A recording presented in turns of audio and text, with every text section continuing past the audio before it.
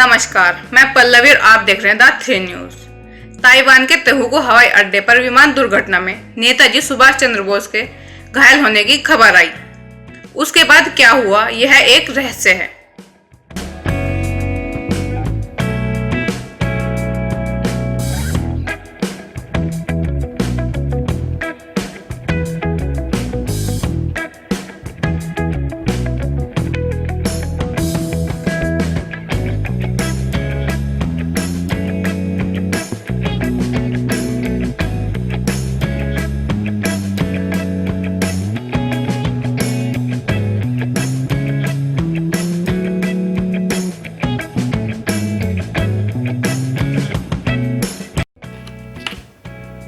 नेताजी सुभाष चंद्र बोस का जन्म 23 जनवरी 1897 में उड़ीसा के बंगाली परिवार में हुआ था।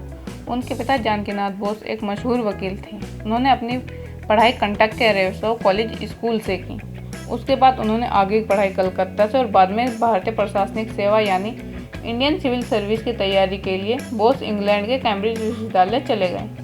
अंग्रेजी शासनकाल में भारतीयों के लिए सिविल सर्विस में जाना बहुत कठिन था, किंतु उन्होंने सिविल सर्विस की परीक्षा में चौथा स्थान प्राप्त किया और 1921 में भारत में बढ़ती राजनीतिक गतिविधियों का समाचार पाकर बोस ने अपनी उम्मीदवारी से वापसी ले ली।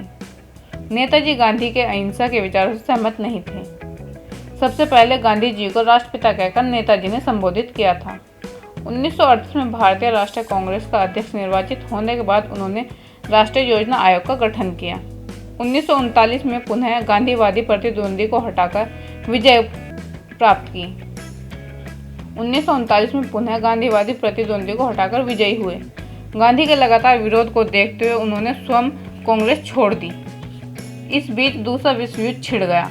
उनके विचारों को देखते हुए उन्हें ब्रिटिश सरकार ने कोलकाता में नजरबंद कर दिया, लेकिन अपने भतीजे शिशिर कुमार बोस की सहायता से निकल भागे और अफगानिस्तान सोवियत संघ होते हुए जर्मनी जा पहुंचे। 1933 से 1936 तक वे यूरोप में रहे। सुभाष चंद्र बोस ने 1937 में ऑस्ट्रियन युवती से शादी की। उसके बाद उन्हें एक संतान हुई जो वर्तमान में जर्मनी में रहती है।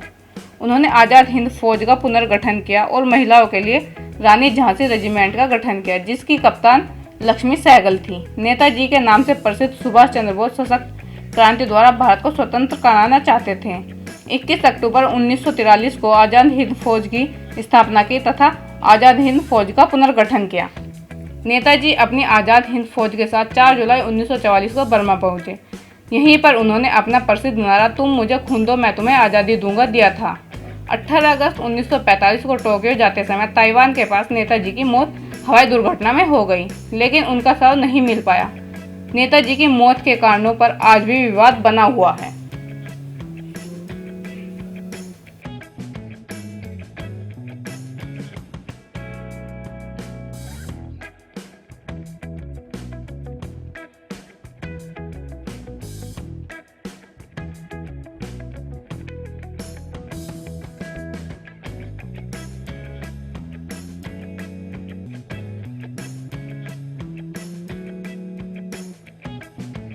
देखते रहिए और सब्सक्राइब कीजिए द 3 न्यूज।